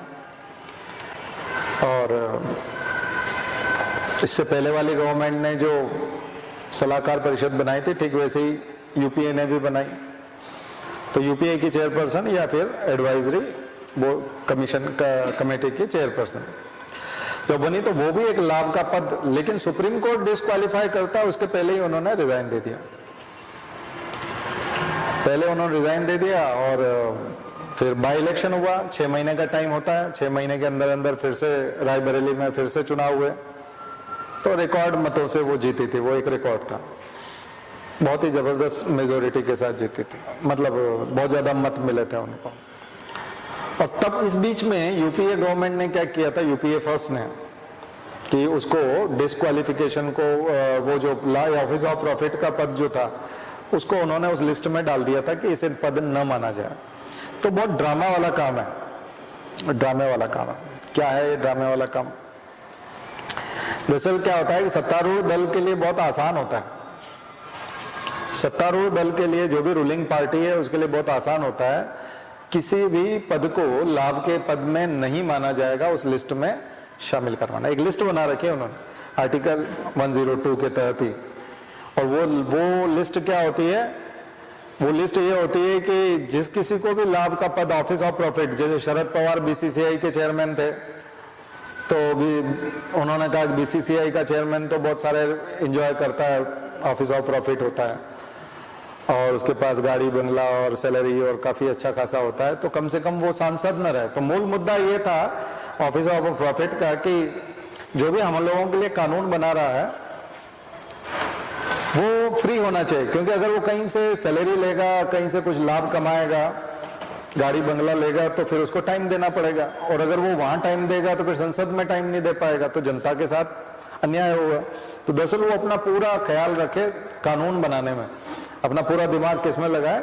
जनता के लिए कानून बनाने में दिमाग लगाए, तैयारी करे, संसद में बहस करने की तैयारी करे, प्रश्न पूछने की तैयारी करे विपक्ष में है तो, और अगर वो सत्ता में है तो अच्छे से कानून बनाए और बनवाए लोगों से। तो आपका काम ये है, न कि किसी पद पे जाके बैठ जाना। लेकिन सत्ताधारी दल के लिए बहुत आसान होता है, उन्होंने एक लिस्ट बना दी कि इस लिस्ट में जो लोग आते हैं उनको ऑफिस ऑफ प्रॉफिट नहीं माना जाएगा। उसका कोई कुछ है नहीं, हालांकि वो सब्जेक्ट टू जुरिस्डिक्शन है, उसमें है, सुप्रीम कोर्ट है, सुप्रीम कोर्ट उस पर विचार कर सकता है, जुडिशियल रिव्यू का सब्जेक्ट है, यानी उसका जुडिशियल रिव्यू हो सकता है। तो हर कोई जुडिशरी में जाता है उस मुद्दे को लेकर। सोनिया गांधी जुडिशरी में नहीं गई, जया बच्चन गई थी, जया बच्चन हार गई और डिस्क्वालीफाई हो गई, वो लड़ी थी केस, तो वो एक माइलस्टोन केस है, प्रेसिडेंट, आपका प्रेसिडेंट माना जाएगा। लेकिन सोनिया गांधी नहीं गई। सोनिया गांधी ने क्या किया कि रायबरेली से चुनाव जीती, इससे पहले जो है उनकी गवर्नमेंट ने उस पद को उस लिस्ट में डाल दिया, तो वो बनी भी रही और दोबारा चुनाव जीत के फिर आ गई। आगे समझ पूरा मुद्दा? तो पूरे टाइम वो उस पद पे बनी रही और अगले टर्म में भी बनी रही और दोनों पद पे बनी रही। तो ये था। फिर मुद्दा जो आया दोबारा अरविंद केजरीवाल की जो सेकंड टर्म गवर्नमेंट आई थी, फर्स्ट टर्म की गवर्नमेंट तो उनकी बहुत कम दिनों की थी, आपको पता है, कांग्रेस ने सपोर्ट किया था और थोड़े दिन के लिए वो मुख्यमंत्री बने थे, बात खत्म हो गई। सेकंड टर्म जब अरविंद केजरीवाल चुनाव जीत करके आए तो उन्होंने बहुत सारे पोर्टफोलियो इस तरह से डिवाइड नहीं किए। जैसे मुख्यमंत्री वाला पद तो उन्होंने खुद के पास रखा, लेकिन मनीष सिसोदिया जो उप मुख्यमंत्री थे उनके पास कई तरह के चार्जेस थे, कई प्रकार के चार्जेस थे, और जैसे कि एजुकेशन भी उनके पास है और 4-5 तरह की चीजें वो देख रहे थे। तो ऐसे 8-8, 6-6, 7-7, क्योंकि क्या है कि आप एक एंटी डिफेक्शन लॉ में एक और नियम था कि 10% से ज्यादा लोगों को आप मंत्री नहीं बना सकते। तो वहां चूंकि सीटें हैं, टोटल सीटें कितनी है दिल्ली में 70 है ना, 70 थी तो उसमें से 67 वो लेके आए थे, तो 67 आई थी उनको। तो 70 सीटें हैं तो 10% मतलब 7 या 8 वो आप बना पाओगे मंत्री, ज्यादा मंत्री आप बना के नहीं रख सकते, जबकि काम तो बहुत सारे लोगों को करना होगा।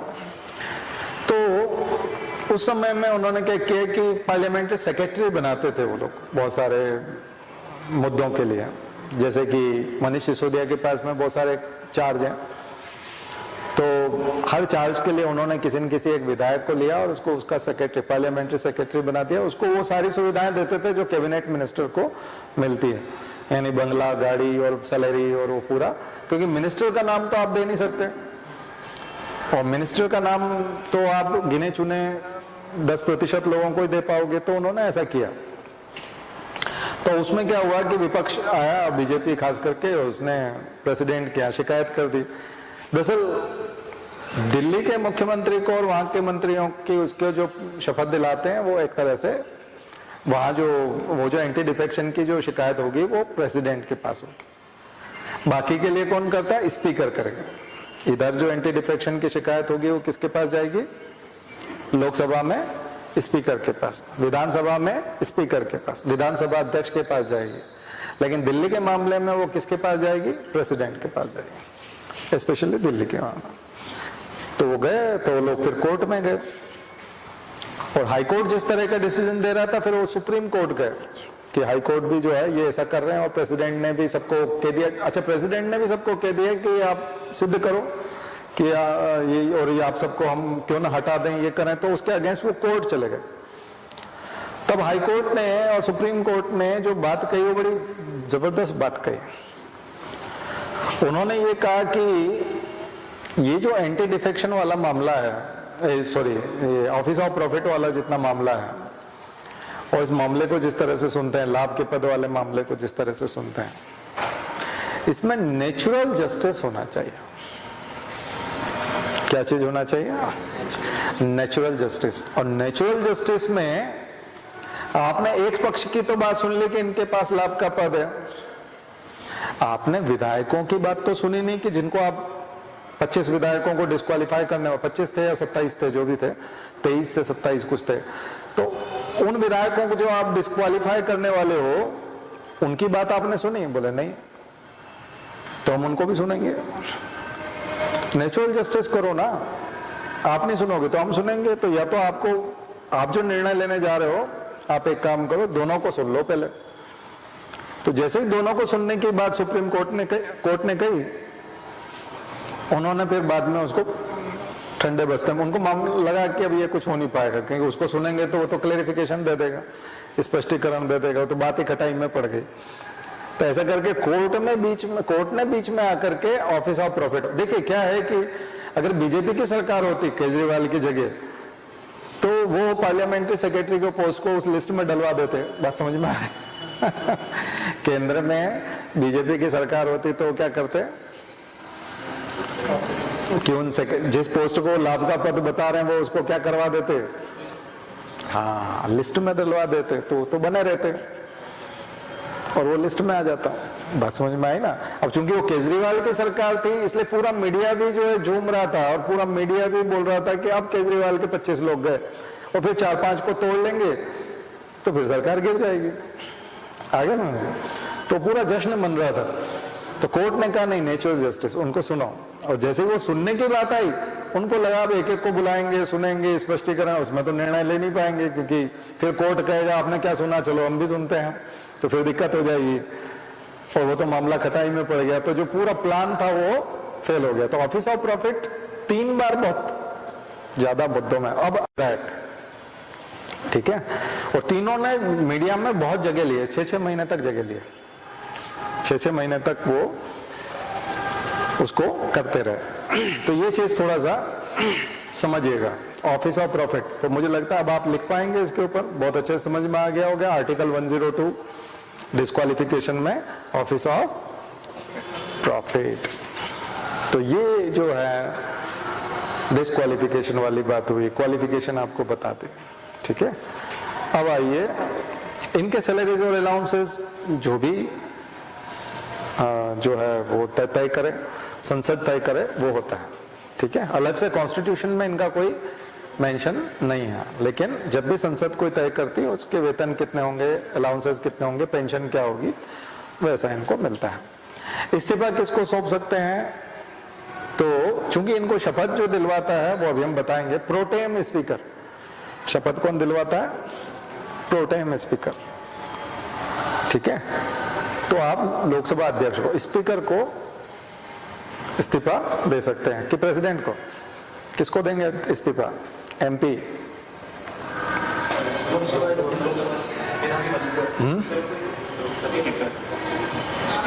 स्पीकर को, ये लोकसभा अध्यक्ष को ही देंगे, ठीक है।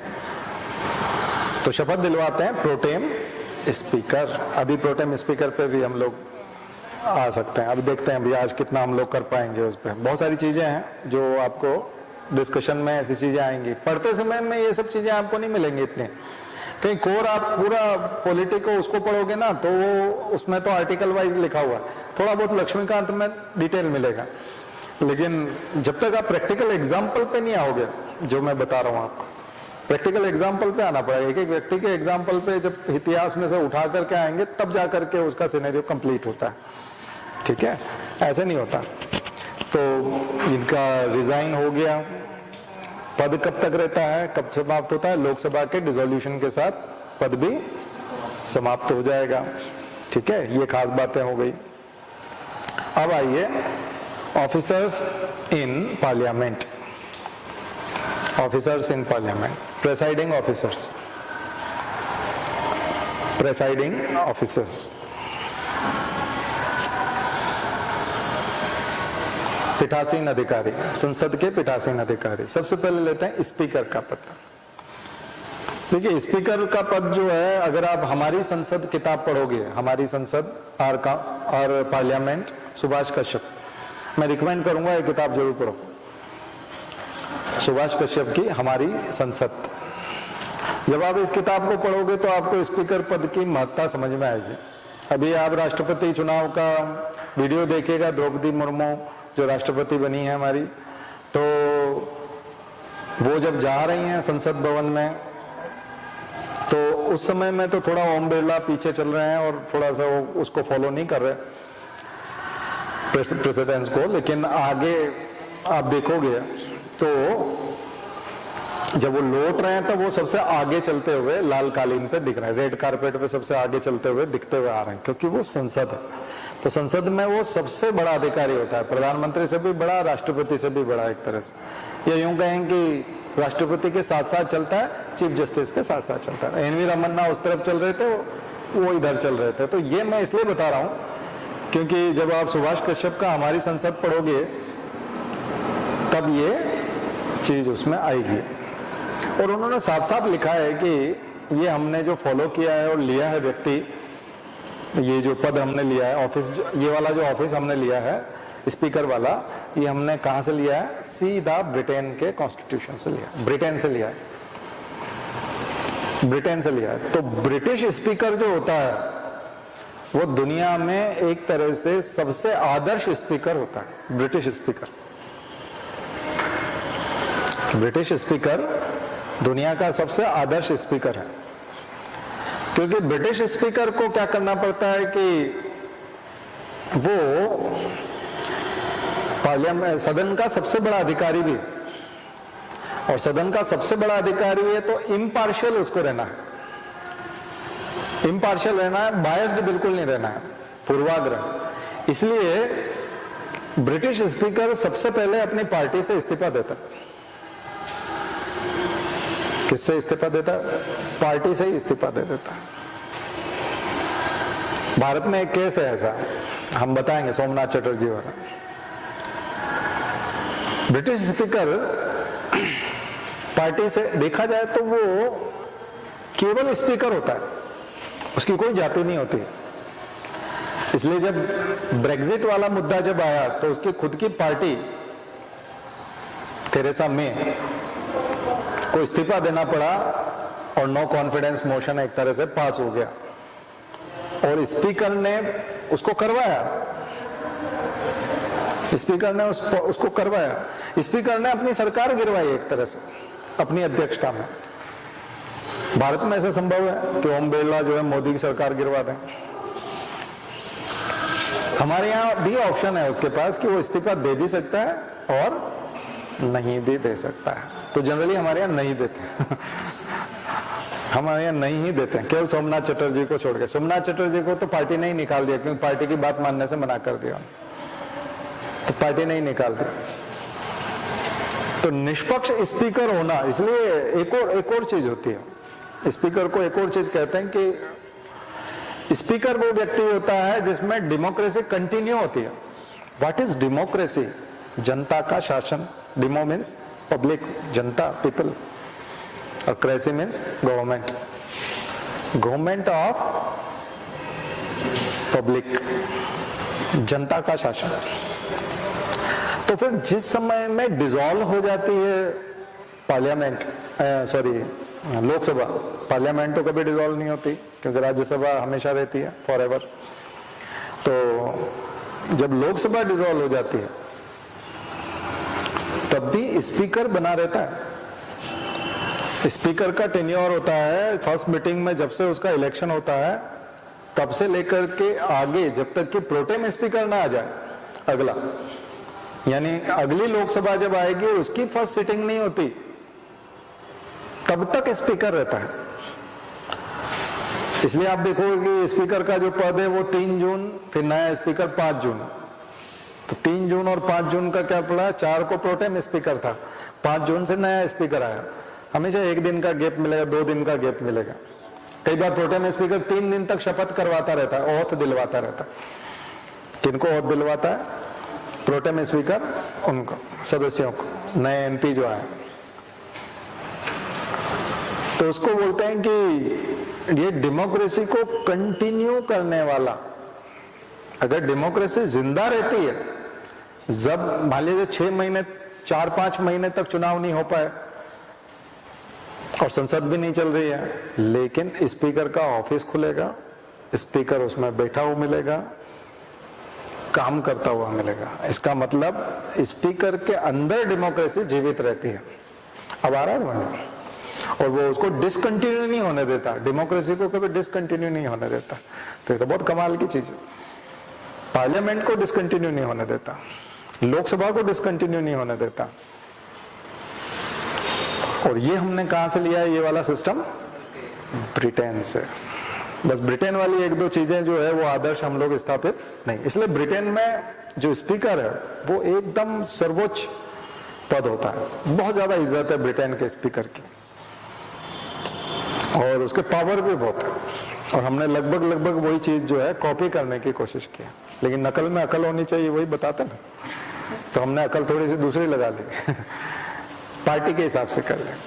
और ये परंपरा आती है कि स्पीकर रूलिंग पार्टी का बनेगा और डिप्टी स्पीकर अपोजिशन पार्टी का। लेकिन वर्तमान में ये पोस्ट खाली है, अभी डिप्टी स्पीकर की पोस्ट खाली है, विपक्ष वाले को ये मौका नहीं दिया गया। तो अभी बहुत सारी चीजों को तो बिल्कुल ताक में रख दिया गया।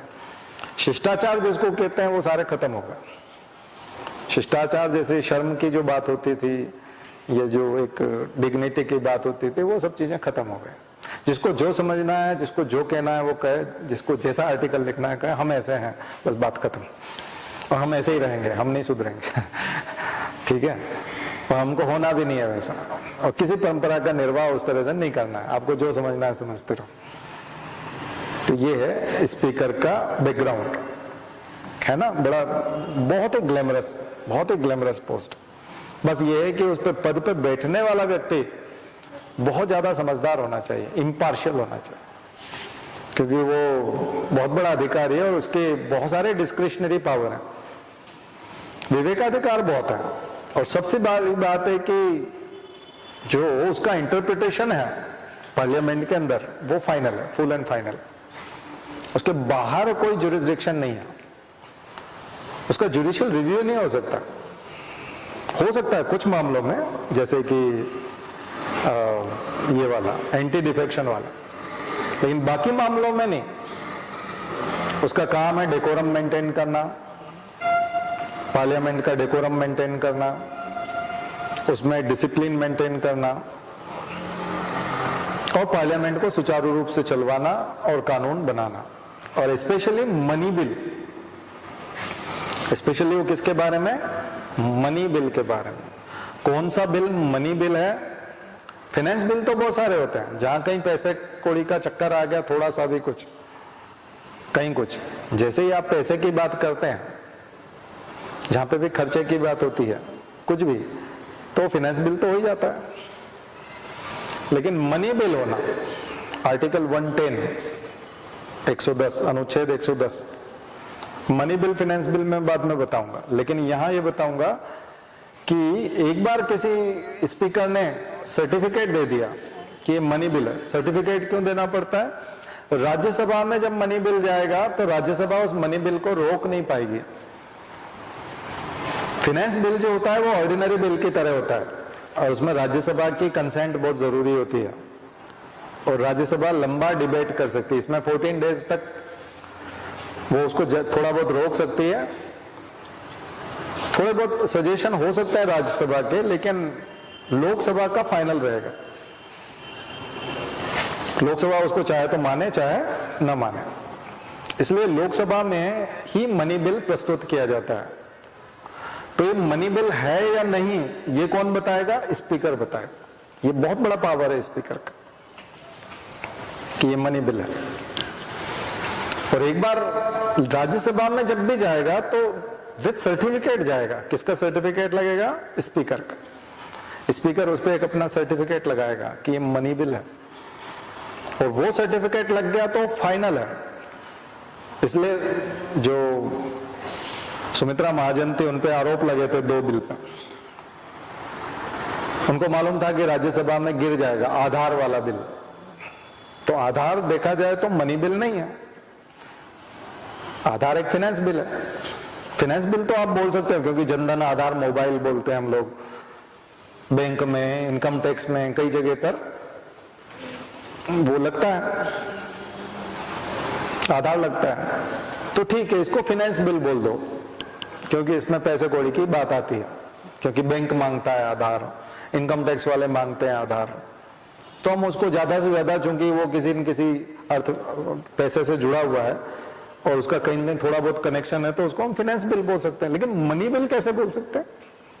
मनी बिल नहीं बोल सकते, क्योंकि आधार खुद कोई पैसा नहीं देता। ये जिसका आधार कार्ड है, इस वजह से उसके पास पैसे जमा कभी नहीं होते।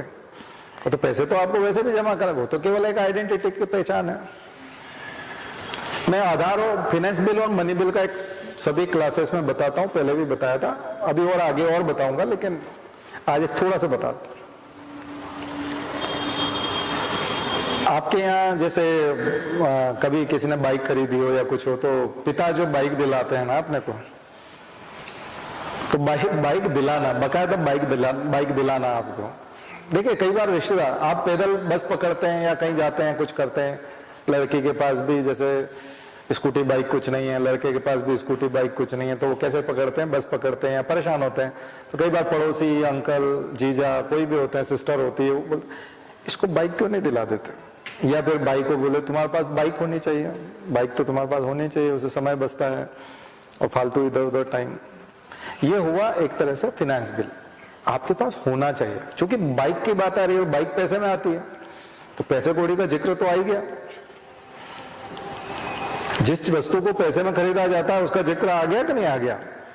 तो अब ये हो गया एक तरह से फाइनेंस बिल। लेकिन पिता भी ये बात कहें कि तुम्हारे पास एक बाइक होनी चाहिए नहीं, पिता तो दिलवाएंगे ना आपको, पैसे देंगे और पिता कहेंगे कि ये लो पकड़ो 60,000 रुपए 70,000 रुपए और जाओ बाइक ले आओ। बात समझ में आई? ये हुआ मनी बिल। आ गया समझ में? तो बजट एक मनी बिल है बकायदा, क्योंकि उसमें सीधा खर्चे का हिसाब किताब, सरकार के पास इतना पैसा आएगा और इसमें खर्च होगा, तो वो वाकई में खर्च होगा, जिक्र विक्र नहीं हो रहा है, असली में खर्च हो रहा है। बाकी लोग क्या करते हैं, बाकी लोग जो बाइक की बात करते हैं वो पैसा दे रहे हैं क्या? नहीं, वो बोल रहे हैं ये होना, ये ऐसा।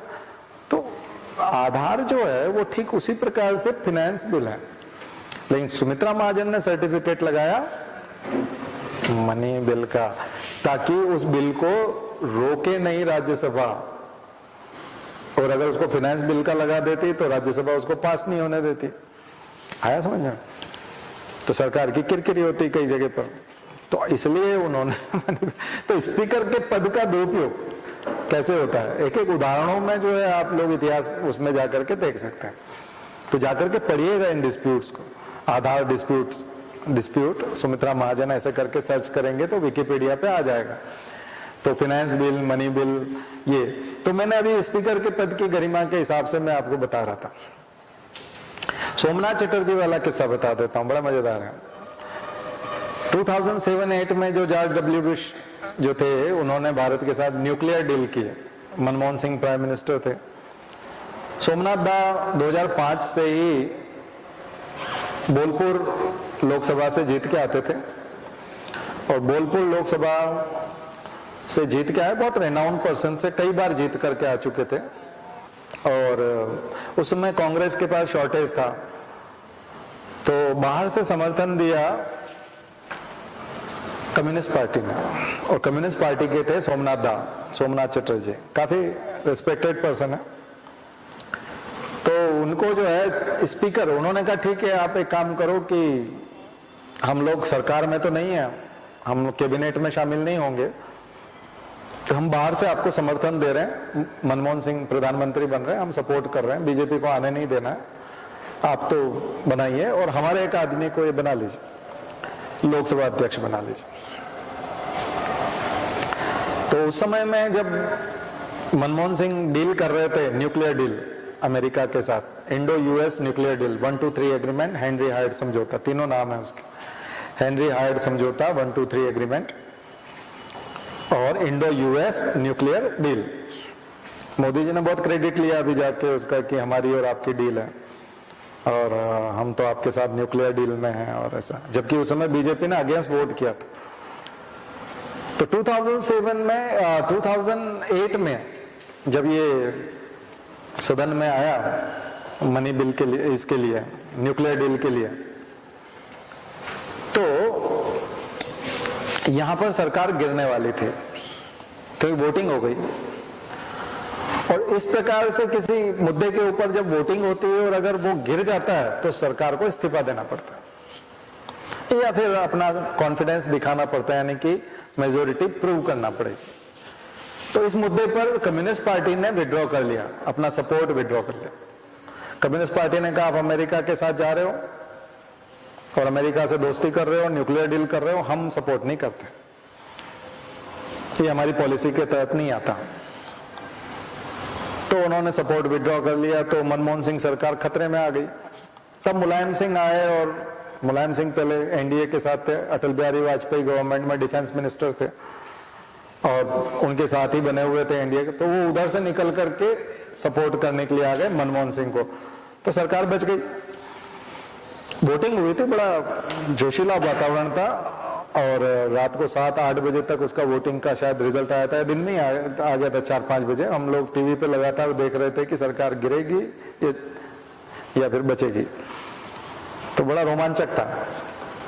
ऐसा लग रहा था कि बस ये गिरेगी फिर बीजेपी अब दूसरी सरकार बनाएगी, लेकिन बीच में मुलायम सिंह यादव आया और उन्होंने सपोर्ट कर दिया बाहर से, तो सरकार बच गई।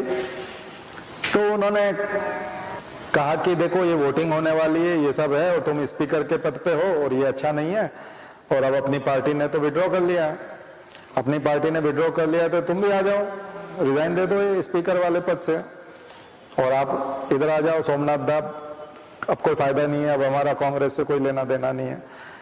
और अब आप बोले नहीं, वो बोले आपने गलत समझा। अगर मैं अभी रिजाइन दूंगा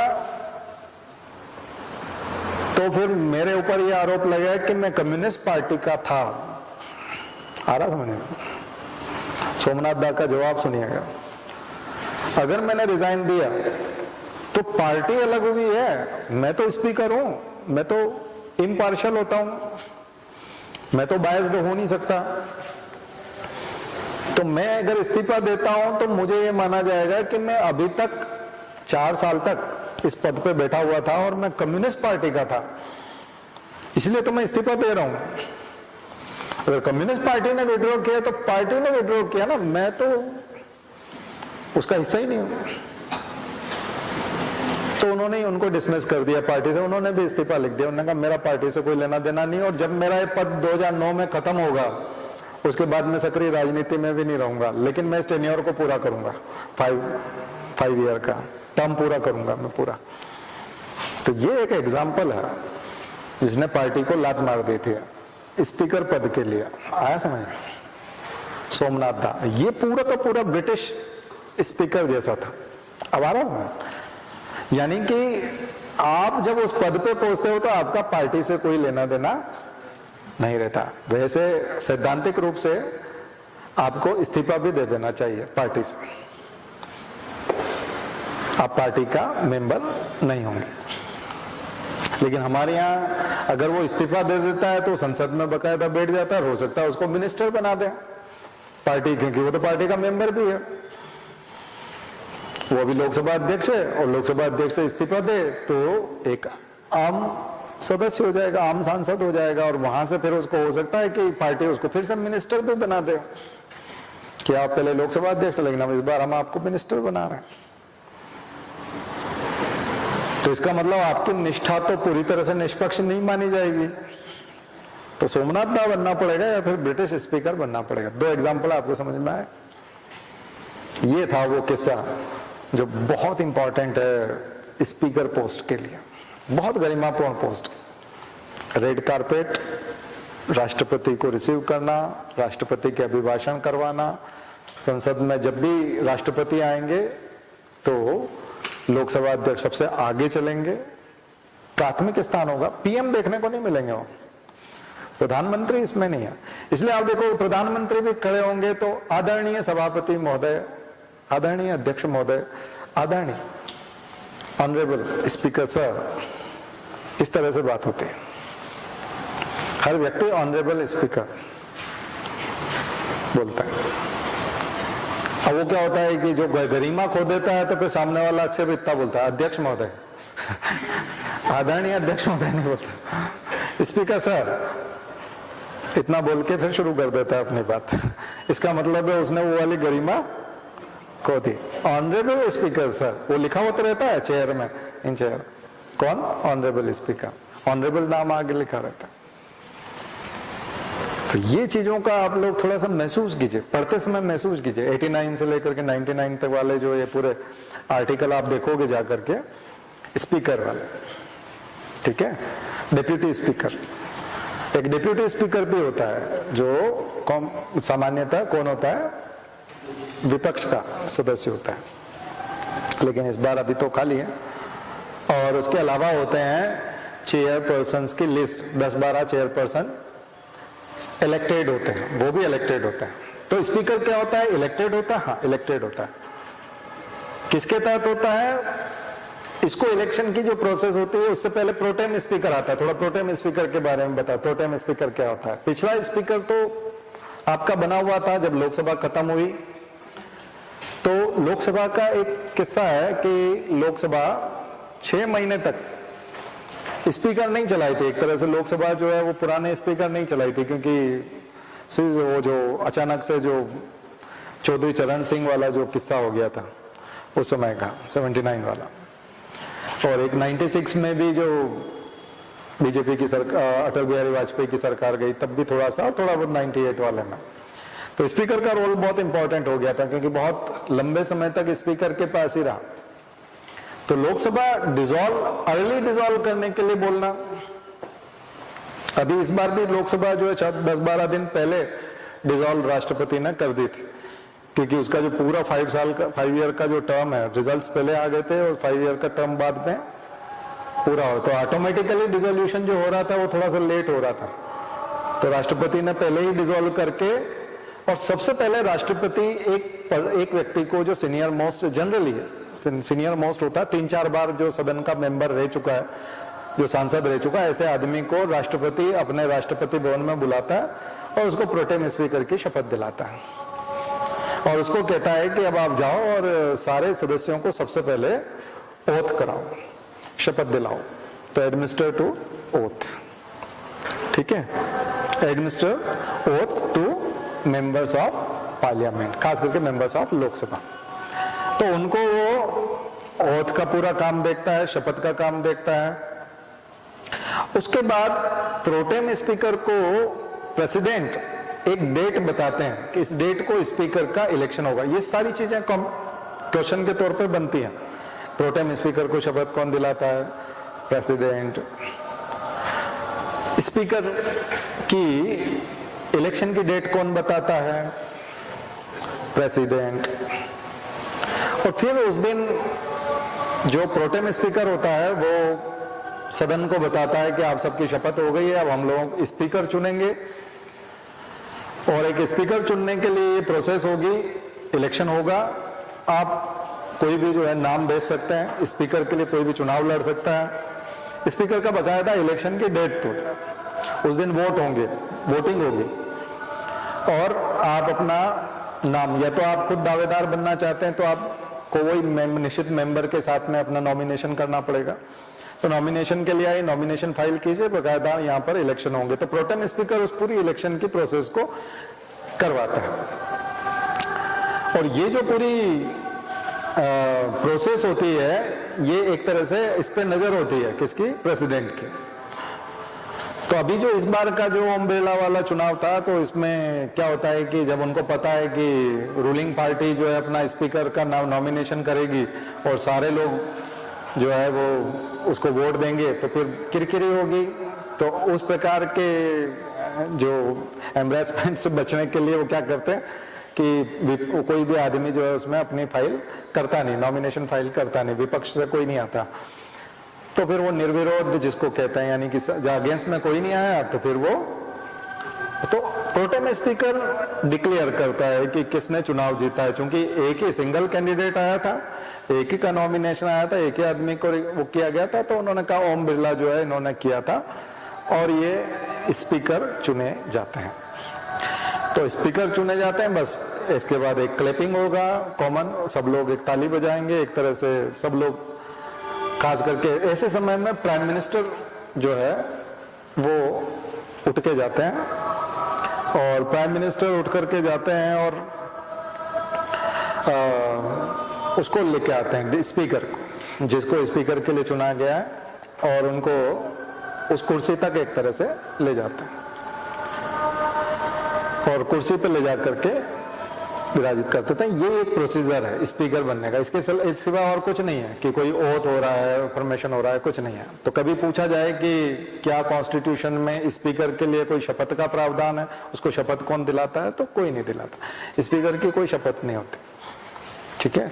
स्पीकर केवल वहां जाकर के उसकी इलेक्शन का रिजल्ट वो डिक्लेयर करता है और उसको उस कुर्सी पे बिठा देता है। उस दिन से वो स्पीकर होता है। सब लोग फिर बारी बारी से सब लोग, अब हमको बहुत उम्मीद है कि आप इम्पार्शियल रहेंगे और सदन के साथ न्याय करेंगे, आपको बहुत बहुत बधाई हो, और इस टाइप की चीजें कांग्रेचुलेशन पे करते हैं। तो वो उस दिन और बहुत ज्यादा कुछ काम नहीं होता, स्पीकर का ही काम होता है। अब आता है डिप्यूटी स्पीकर।